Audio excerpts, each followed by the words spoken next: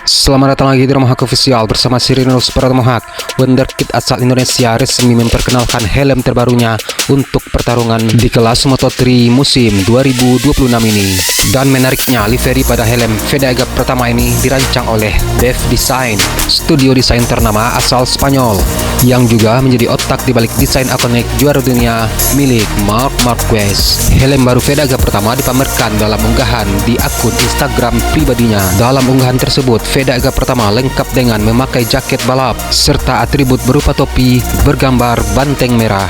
Banteng itu merupakan lambang dari sponsor Vega pertama, yaitu Red Bull. Vega pertama juga menyertakan seekor belalang pada bagian belakang desain helmnya, yang merupakan serangga kesukaannya. Helm bermerek Arri tersebut nantinya akan menemani perjuangan Vega pertama dalam mengarungi musim Moto3 2026. Dia berterima kasih kepada sang desainer Dev Design yang juga merancang desain helm banyak pembalap ternama seperti Marc Marquez dan Alex Marquez dan serta pembalap-pembalap lainnya.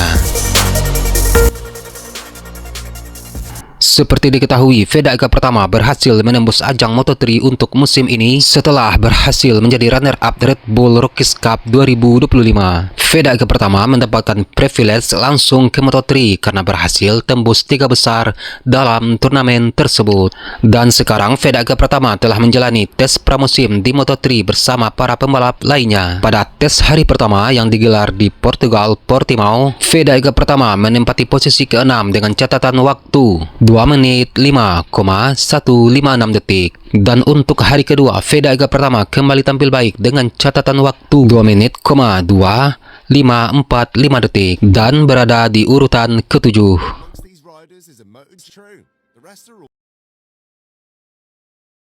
Leta memberi sambutan hangat untuk salah satu rival Vega pertama, yaitu Hakim Danis. Hadir langsung di Kuala Lumpur, Malaysia dalam peluncuran musim 2026.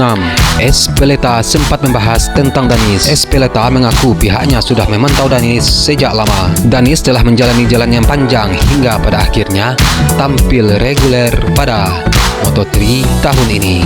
Pemuda 18 tahun tersebut sudah bertarung melawan Vega pertama sejak level junior. Pertarungan mereka berlangsung ketat di ajang Red Bull Rookies Cup tahun 2025 kemarin, yang mana mereka menyelesaikan musim sebagai runner-up dan posisi ketiga. Sang petinggi MotoGP praktis menyambut kedatangan Hakim Danis dengan sangat hangat. Dan bukan itu saja, sosoknya digadang-gadang akan tampil dengan luar biasa untuk Moto3 musim ini. Moto3 2026 telah bergulir dengan tes pramusim yang digelar di Portugal pada tanggal 10 sampai 11 Februari ini. Hujan yang mengguyur lintasan tidak bisa membuat Danis sering-sering menggeber motornya. Absen pada hari pertama, dia menyelesaikan hari kedua di posisi ke-11 dengan catatan waktu 2 menit 3,463 detik.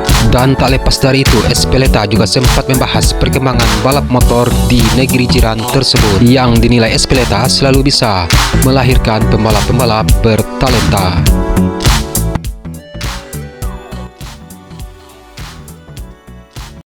Para pembalap berbakat dari Honda Tim Asia, Mario Suryaji dan Taiyo Furusato, sukses mencuri perhatian pada hari pertama tes Moto2 pramusim 2026 ini, yang digelar di sirkuit Algarve, Portimao, Portugal. Walaupun kondisi lintasan diguyur oleh hujan deras, kedua rider ini tetap menunjukkan performa yang sangat luar biasa. Taiyo Furusato baru saja naik ke kelas Moto2 sebagai pembalap debutan, langsung menunjukkan taringnya pada hari pertama sesi pertama tes dengan mencatatkan waktu 1 menit 56,436 detik. Keberhasilan ini menjadi lebih manis mengingat Taiyo Furusato kembali bereuni dengan Mario Suryaji, yang mana merupakan rekan setimnya di kelas Moto3 pada musim 2023. Perekrutan Furusato ke Moto2 didorong sendiri oleh performanya yang sangat apik, termasuk meraih kemenangan perdananya di Moto3 Malaysia pada tahun 2025. Sedangkan Mario Aji yang membalap bersama Idemitsu Honda Tim Asia memulai sesi tes dengan sangat hati-hati. Kondisi lintasan yang basah akibat cuaca cuaca yang kurang bersahabat membatasi putaran awalnya, Mario Aji hanya mampu menyelesaikan 6 lap. Namun Mario Aji yang dijuluki Rain Master memperlihatkan kemampuannya dalam lintasan basah. Sempat menduduki posisi teratas, Mario Aji akhirnya harus turun peringkat seiring dengan semakin banyaknya pembalap yang mulai keluar lintasan.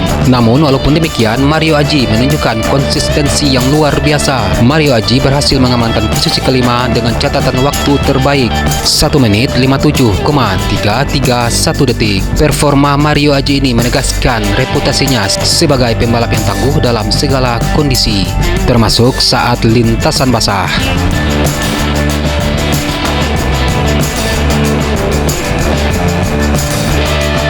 Keberhasilan Furusato tak hanya terhenti kepada catatan waktu tercepat, akan tetapi juga dengan kemampuannya untuk beradaptasi dengan motor Moto2 yang lebih bertenaga. Furusato berhasil mengungguli sejumlah pembalap papan atas lainnya, termasuknya mempunyai nama besar. Adaptasi cepat Furusato terhadap motor Moto2 menjadi sinyal positif terhadap Honda Tim Asia.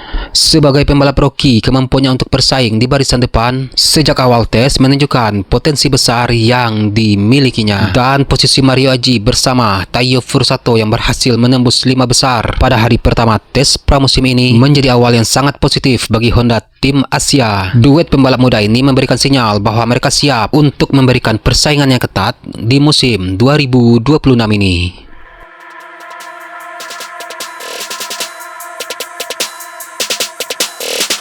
Di posisi Taiyo Furusato di Moto3 kini digantikan oleh pembalap Indonesia lainnya, yaitu Veda Ega Pratama yang juga menjalani debutnya di kelas Moto3 pada musim ini. Kehadiran dua pembalap Indonesia di kancah internasional baik Moto2 ataupun Moto3 semakin menunjukkan perkembangan spesial bagi para tim dan pembalap untuk menguji coba motor, menyempurnakan setelan, dan membangun chemistry antar tim sebelum balapan sesungguhnya dimulai. Performa impresif Mario Suryaji dan Taiyo Furusato di hari pertama dalam mengarungi musim ini. Para penggemar balap Indonesia tentu akan menantikan kiprah gemilang Mario Suryaji dan Veda Ega Pratama.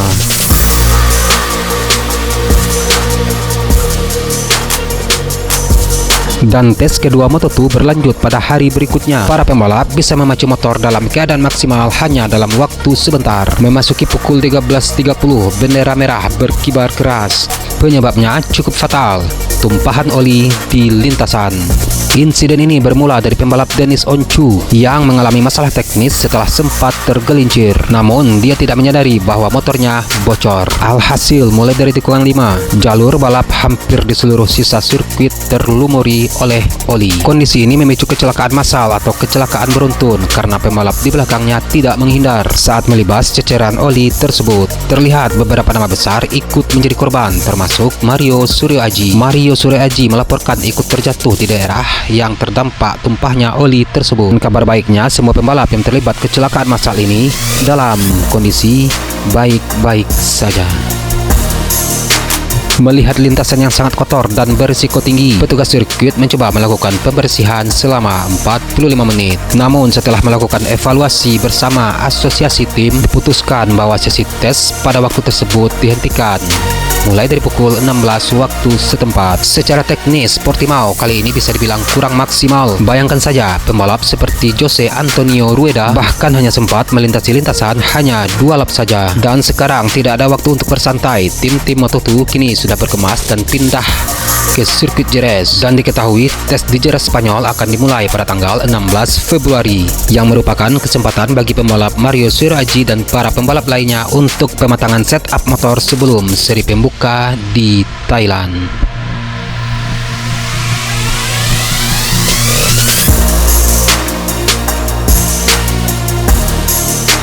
Apa yang dicapai oleh dua pembalap Indonesia, Mario Suryaji dan Veda Ega Pratama, terbilang cukup dan memuaskan. Dan untuk saat ini kita tunggu tes pramusim selanjutnya di Jerez, Spanyol. Sekian video hari ini. Akhir kata, Serinor Supartomahak. Salam sayang untuk orang samping Anda dan sampai jumpa di video selanjutnya. Peace.